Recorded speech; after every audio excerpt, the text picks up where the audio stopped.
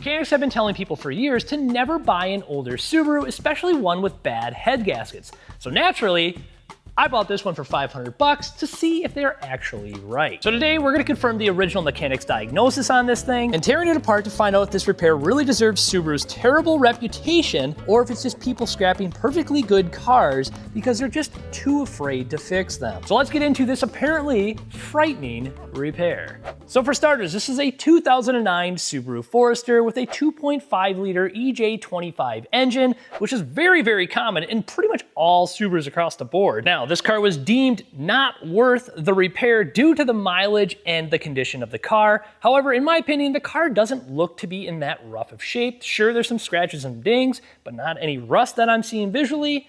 And it only has 144,000 miles on it. But let's get to diagnosing this thing and see if that claim is actually true. Now I'm gonna scan for codes with my MuCar 892 scanner here. The original mechanic said that it was misfiring due to coolant getting into the cylinder, so we're gonna verify that. There was a check engine light, it was misfiring when I pulled it out of the trailer, and we're gonna verify that with the scanner, and then we'll be able to see in the cylinder, hopefully, and see if coolant is actually getting into that cylinder, and then we can really make it a determination that the head gaskets have failed on this car. So let's get to scanning this thing. Auto search. Found it. And I'm just gonna scan the engine control module, read fault code. We have a P0303 cylinder 3 misfire here, so let's go to cylinder 3 and just put a camera down in there and we'll see if we can notice any coolant getting into that cylinder. Well, the plug looks like it's been replaced and there is definitely a sign of oil. Could be from the valve cover gasket, but let's get the camera in there. MuCar did send me this scanner to use on the channel, but what makes this thing really cool is it actually has attachable modules, and this is just a scope that we can use with the scanner itself. So that's really where this thing's gonna shine here. So let's hook this thing up and get a visual on what this thing actually looks like in there. All right, so we gotta go over to more, module, enter, video scope. Look at this, TPMS video scope, oscilloscope, printer, battery tester. That's pretty cool. So video scope, oh yeah, and just like that, we are ready to go. All right, so let's put this thing into the cylinder. Oh yeah, we got definitely oil in there for sure. Oh wow, that piston is clean. Oh no, and that is coolant.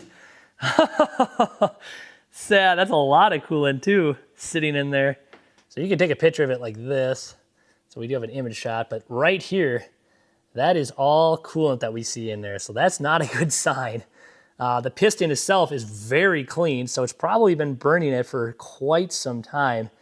So that's not a good sign, but I do still see cross hatching on the cylinder here.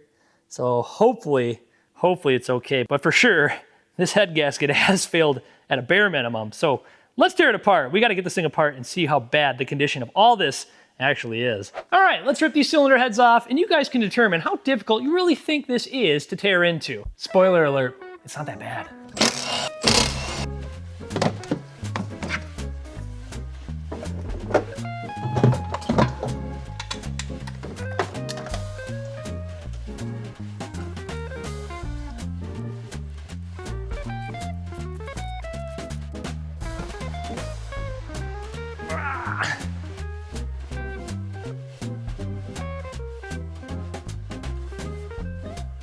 Now the majority of the stuff is off the top of the engine. We're gonna get underneath and take the exhaust off and drain the fluids and things like that. And then we'll come back to the top and get these cylinder heads off.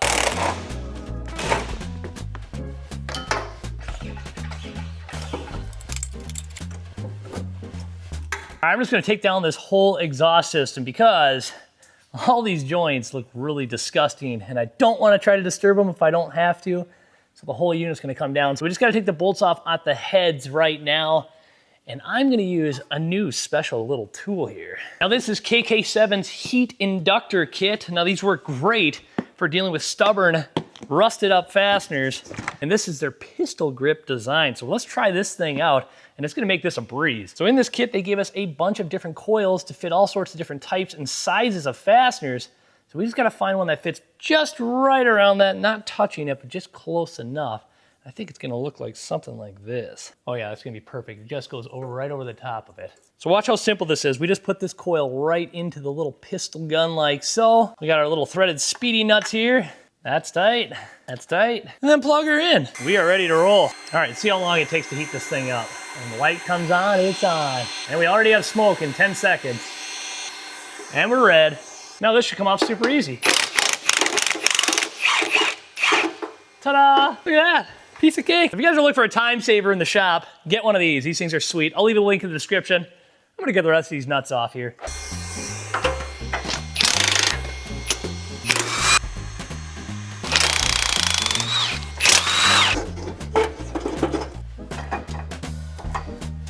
With the exhaust off, you can see we have a much broader picture of some engine oil leaks that are also caused by the head gaskets failing.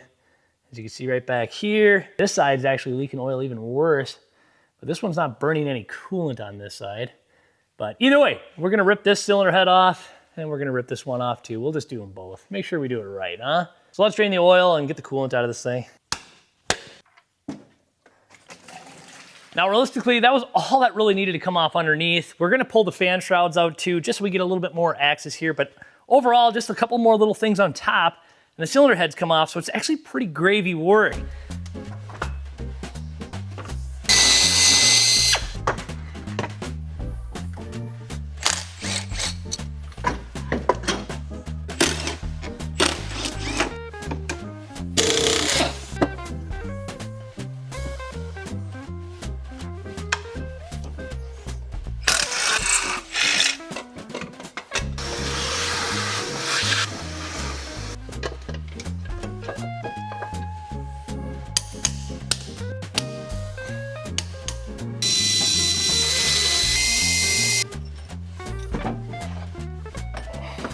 And just like that, the cylinder head's off. Pretty simple. So here's the cylinder head, and there's a billion different reasons and excuses why these things failed for the head gaskets, but let's just figure out why this one failed exactly. As you can see, this is the head gasket. It's just a single layer of steel with a coating on it. All this coating right here is practically gone, but this is where it actually failed right here, I see. Here's the cooling port right here, and then into the combustion chamber. We have a break from the sealant. You can see the clear path as day. Coolant would run right into the cylinder right here. So that's a no bueno. So we do have a gasket to replace this. However, we gotta check for straightness on this, because if this cylinder head is warped, then we become screwed. All right, I got this wiped down pretty good. And now we just gotta check for straightness here. So we just wanna make sure we don't have a big gap in the center around the combustion chamber. That way we can tell we're not gonna run into a gasket issue. And so far, everything is lining up smoothly. Checking a couple different spots here. We're looking good for straightness, so this one should be able to be reused here. We'll have to clean it up a little bit more. Sometimes a hillbilly way, you can use a flashlight and see if there's any light that bleeds through. And as you can see, there's nothing bleeding through, so we're doing good here. Now, some of this staining will be normal. You just gotta really feel over it with your finger. And if there's a lot of pitting or anything like that, you got to try to get that out of there. This side too, this is the side that's prone to oil leaks. Right here is the oil returns. And this stuff always leaks on these Subarus. So it's just smart to really feel around that, make sure there's no pitting. But we're going to try to clean this up too. I just got some Scotch-Brite pad. We'll clean this up and it should be fine and ready to go. So let me clean it up. All right, well, the cylinder head is all cleaned up. That's ready to go. And I went ahead and cleaned the mating surface on the engine, so that's all ready to rock too. And all this cross-hatching here in the cylinder walls all looks beautiful. So we are ready to slap this thing back together, and then we'll repeat the same on this side.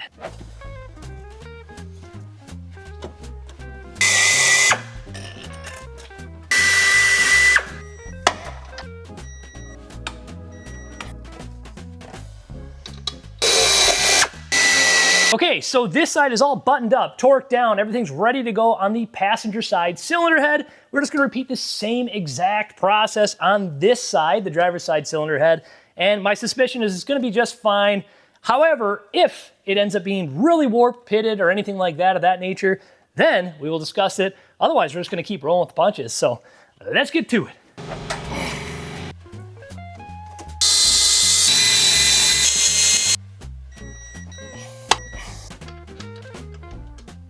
And just like that, this cylinder head is now bolted and torqued down, ready to go.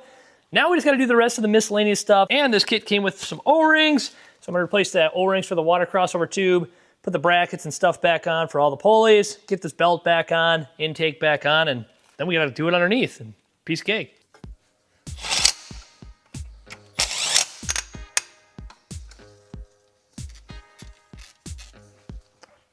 And the timing belt is in time and on. I've always found with these timing belts, it's just best to just string it along the pulleys on top first.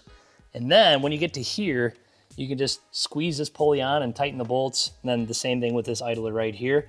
And then the belt gets on really easy. So timing is on, done, ready to go. Got to put the covers back on, the rest of the top stuff, and then underneath.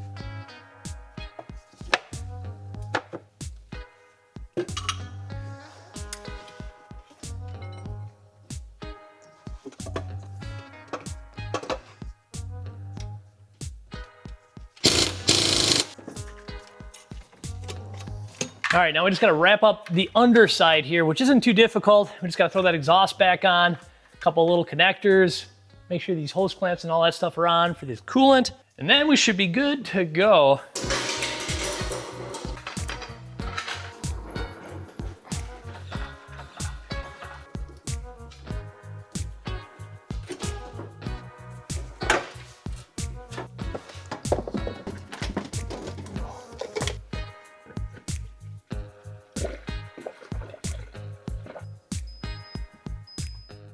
All right, we are all back together. So moment of truth, will it misfire when we fire it up now?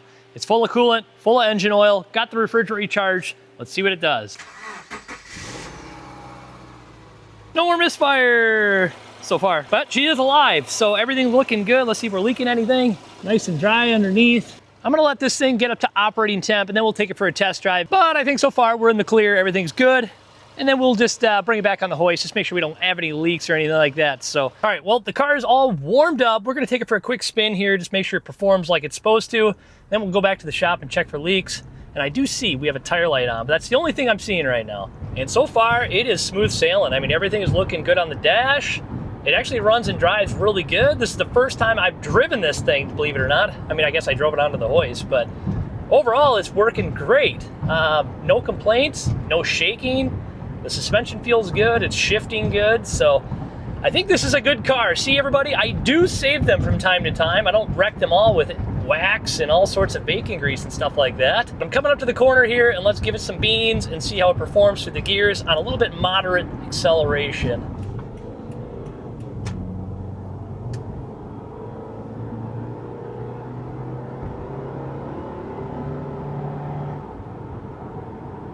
Shifted to third. And overdrive. Yep, smooth sailing. There you have it. Head gaskets on a Subaru. It really is a piece of cake. It's not that big of a job. It seems difficult because there's a lot of stuff that does have to come off, but everything comes off really quickly. Now I'm gonna put a few more miles on this thing. I know you guys probably don't care watching me drive this thing. It's just a boring Subaru Forester. But we're gonna check that TPMS light when we get back to the shop. And then I also cut a key for this thing, and I got this sweet company that supported me on this. So I gotta program the key, and I can show that too, which will be fun. And then we can put a ribbon on this thing. So we will see you back at the shop. All right, well, I wanna say that went well, and that went good.